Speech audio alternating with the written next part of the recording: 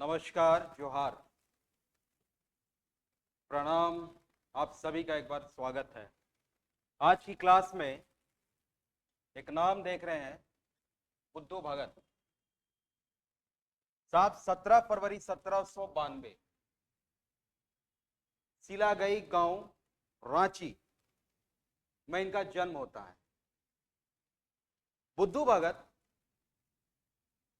एक ऐसे स्वतंत्रता सेनानी, एक ऐसे फ्रीडम फाइटर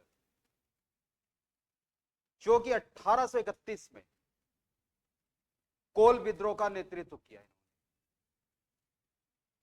आपको पता है, कोल विद्रोह को लकड़ा विद्रोह के नाम से भी जाना जाता है। और इनका जो जन्म हुआ एक उरांव किसान परिवार में। बुद्धू भगत जी जो है, इनको पकड़ने के लिए 1000 रुपए की इनाम राशि भी रखी गई। और विद्रोह के दरमियान साहब इनके जो 2 पुत्र थे, हम आगे उन दोनों पुत्रों के विषय में जानेंगे। इनके दोनों पुत्रों को मार दिया गया। और इनका जो योगदान रहा, वो योगदान एक महान योगदान रहा जो इतिहास के पन्नों में स्वर्ण अक्षरों से लिखा गया। देखिए, ये इंपॉर्टेंट होता है कि ये कहां, किस परिवार में जन्म लिए, किस जनजाति के थे। उरांव परिवार, किसान, ठीक है। कोल विद्रोह छोटा नागपुर के रांची, हजारीबाग, पलामू, पातकुम और मानभूम तक फैल गया था। मतलब अब कोल विद्रोह जो था 1831 में, जब ये छोटा नागपुर में नेतृत्व कर रहे थे, तब ये कहां तक फैल गया, ठीक है। देखिए, बुद्धू भगत ने, जो मैंने अभी बताया कि 31 में इन्होंने अंग्रेजों के खिलाफ विद्रोह का नेतृत्व किया। 32 में हम देखते हैं लकड़ा विद्रोह के नाम से। क्या मैंने बताया कि साहब लकड़ा विद्रोह, यह विद्रोह लकड़ा विद्रोह के नाम से भी जाना गया। क्लियर है। अब देखिए, जमींदारों के दमनकारी शासन के खिलाफ विद्रोह किया गया, क्योंकि इनको पता था जिसमें मुंडा, उरांव, भूमिज और हो आदिवासियों का महत्वपूर्ण योगदान था। इनको पता था कि आज अगर हम काम नहीं कर पाए, इस विद्रोह में अगर हम नहीं खड़े हो पाए, तो फिर क्या होगा कि फिर ये आगे बढ़ जाएगा। और कोल विद्रोह, जिसमें भूमिज, उंडा, उरांव, हो जनजातियों को शामिल किया इन्होंने, इसलिए क्योंकि एक यूनिटी बनी, संगठन को मजबूत बनाया। क्योंकि अंग्रेजी हुकूमत किससे लड़ना था हमें? जमींदारी शासन व्यवस्था से, अंग्रेजी हुकूमत से लड़ना था। तो हुआ क्या साहब कि यहाँ पे इन्होंने ये इसको आगे बढ़ाया और आगे चलते गया। अब देखिए, अंग्रेजों ने बुद्धू भगत को पकड़ने के लिए क्या किया? 1000 रुपए की इनाम राशि रखी। ये प्रश्न बनेगा कि बुद्धू भगत जी को पकड़ने के लिए इनाम राशि कितनी रखी गई थी? 500, 800, 1000, 1100, 1000 रुपए इनाम राशि रखी गई। इनाम राशि इसलिए रखी जाती थी क्योंकि होता ही था कि देखिए, सिंपल सी बात है, इनाम राशि रखने का कारण क्या होता है? आप देखते हैं ना कि इनाम राशि सरकार इसलिए रखती कि कोई मुखबरी आके करे, ठीक है।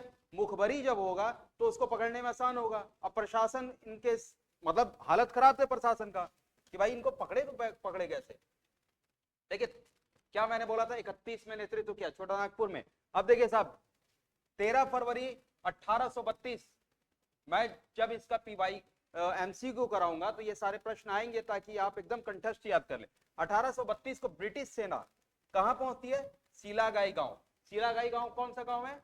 वही सीलागाई गांव जहां इनका जन्म हुआ, मृत्यु भी सीलागाई गांव पे ही हुआ, ठीक है।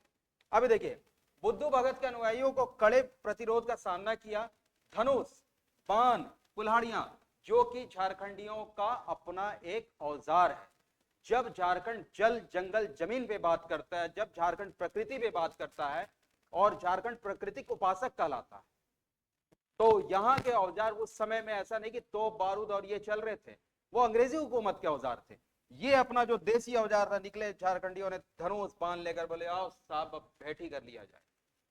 तोनी अकेले, तोनी ऐसे लड़बी, हमारे पास भी हो हथियार, लागो हमारे पास, देख की लागो, धनुष लागो, बाण लागो, मारबो अभी एकदम आर पार भेजे। तो तो अब इन्होंने किया, अच्छा इन्होंने अब आगे क्या किया देखिए साहब, ये बुद्धू भगत जी 13 फरवरी, ये एक बड़ा नाम देखिएगा, 13 फरवरी 1832 की बात कर रहा हूं क्योंकि 1831 और 32 कोल विद्रोह, 31 छोटा नागपुर में इन्होंने कोल विद्रोह का नेतृत्व किया, मानभूम तक ये फैल गया था 1832 को।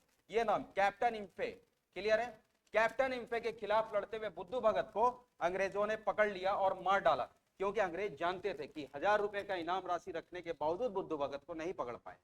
तो अब क्या करना होगा, इनको पकड़ा है तो मार ही दो। जैसे बिरसा मुंडा जी को क्या किया, उन्होंने पकड़ा तो उनको पता था कि क्रिमिनल प्रोसीजर कोड के तहत इनके ऊपर कोई चार्जेस हम लगा नहीं सकते, तो कब मरे थे वो, 9 जून 1900, क्लियर है। 15 नवंबर 1875 में उनका जन्म भी हुआ था, वो लिहातू गांव, ठीक है। तो इन्होंने, अंग्रेजों ने इसी पॉलिसी को अपनाया, ये अंग्रेजों की पॉलिसी थी, ठीक है। वो 1875 में मरे, मगर अंग्रेज 1832 में, 13 फरवरी 1832 में, उससे पहले इन्होंने उस पॉलिसी को ही कर लिया था कि भैया ऐसा है, ये जल जंगल जमीन वाले लोग बड़े खतरनाक, अब इनके ऊपर हम क्या करते हैं, इनको पकड़ लिया तो इनको मार डाला। अच्छा, इस लड़ाई में बुद्धू भगत के पुत्र हलधर भगत और गिरिधर भगत भी मारे गए। प्रश्न आता है कि बुद्धू भगत जी का जो है, इनके पुत्रों का क्या नाम था, हलधर भगत और गिरिधर भगत। साहब इनके 2 ही पुत्र थे और दोनों पुत्र इसमें मारे गए, ठीक है। एक नाम है बुद्धू भगत ने जोया भगत, ये नाम भी थोड़ा सा ये छूट गया था, इसके लिए मैं माफी चाहूंगा। बुद्धू भगत ने जोया भगत के साथ मिलकर इस विद्रोह का नेतृत्व किया। चलिए आगे हम देखते हैं साहब, ये है गणपत राय साहब। गणपत राय जी के विषय में आप कुछ तथ्यों को जान लें। ये दूसरे बड़े जमींदार, ये जो फ्रीडम फाइटर हुए हैं, तो सिर्फ आप ऐसा मत सोचिएगा अभी इसमें बुनकर भी मिलेंगे, आप किसान भी मिलेंगे, जमींदार भी मिलेंगे। साहब ये ठाकुर विश्वनाथ शाही, नागवंशी जो शासक थे, नागवंशी राजा के भूतपूर्व दीवान थे। जब आप स्वतंत्रता सेनानी को पढ़ रहे हैं तो उसमें आपको 2 ऐसे शख्स मिलेंगे जो जमींदार परिवार से आते हैं। इसलिए मैंने बोला कि परिवार और वो उनकी जाति चाहे जनजाति, वो भी प्रश्न बनता है, ठीक है। देखिए आते हैं 17 फरवरी 1809 से 21 अप्रैल 1858 जो इनका कार्यकाल रहा साहब। देखिए मंडरा प्रखंड, ठीक है, अभी हम आएंगे इनके गांव में भी। मंडरा प्रखंड, लोहरदगा जिला, क्लियर है। प्रश्न आ गया कि पांडे गणपत राय जी कहां के रहने वाले थे, ऑप्शन आ गया। चलिए साहब, मंडरा प्रखंड, लोहरदगा भी दे दिया। कभी कभी ऐसा भी हो जाता है, एक साथ आ जाता है, फिर तो बात की चीज है, कंफ्यूज नहीं होना, लोहरदगा जिला, ठीक है। इनके पिता रामकृष्ण राय, कहीं कहीं पे इनके पिता का नाम लिखा हुआ रामकृष्ण राय और रामकिशुन राय, तो कंफ्यूज होने की बात नहीं है। सुमित्रा देवी इनकी माता का नाम रहा। अच्छा, इनका क्या मतलब रोल रहा, देखिए कुछ चीजों को देखिए। झारखंड के दूसरे जमींदार, क्लियर है। नागवंशी राजा के भूतपूर्व दीवान थे, यहां तक क्लियर है। मुख्य सेना नायक, इस क्षेत्र के मुख्य सेना नायक बने। कौन से क्षेत्र के, इस क्रांति में वो मुख्य क्षेत्र के सेना नायक बने और लगातार अपने गुरिल्ला युद्ध, ठीक है, गुरिल्ला युद्ध से अंग्रेजी सेना और सेना नायकों को परेशान करते थे। उनका जन्म पुतिया गांव, मैंने बोला ना आते हैं साहब गांव पे भी, पुतिया गांव में कायस्थ परिवार, ठीक है, कायस्थ परिवार में हुआ था, क्लियर यहां तक। गुरिल्ला युद्ध से 1809 में परिवार में 17 फरवरी सन 1809 में हुआ था। उनके पिता का नाम श्री रामकृष्ण राय, इसलिए मैंने इस नाम को लिख दिया, रामकृष्ण राय भी लिख दिया। देखिए ये मुख्य सेना नायक बने, लीडरशिप इनकी जो थी बहुत शानदार थी। ये मुख्य सेना नायक कैसे बने, गुरिल्ला युद्ध के ये बड़े जाने माने व्यक्ति थे कि गुरिल्ला युद्ध जो है ना, वो अंग्रेजों को एकदम हालत खराब कर दिया इन्होंने कि भैया ऐसा है कि गुरिल्ला युद्ध का जो है ये उस पर लगे रहे। अच्छा, इनका एक बड़ा रोल प्ले होता है। रोल प्ले क्या होता है, एक थाना था, मैं भी आऊंगा आगे, एक थाना था बरवा नाम का थाना। तो बरवा नाम का जो थाना था उसको उन्होंने फूंक दिया। और जानते हैं इन्होंने, इनकी जो मृत्यु, जैसा कि मैंने आपको बताया कि आपको अपना पेड़ों का, झारखंड में पेड़ों का बड़ा रोल प्ले है, तो पेड़ों के विषय में जानिए।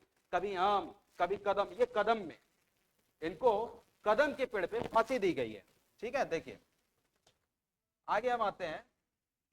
मैं इसलिए आपको पहले बता देता हूं क्योंकि ये चीजें लिखी हुई हैं, लाइन बाय लाइन बताने से अच्छा है एक बार आपको ऐसे बता दूं, दिमाग पर बना रहेगा, ताकि फिर उसके बाद आप जब इसको पढ़ेंगे तो आसानी से याद होगा।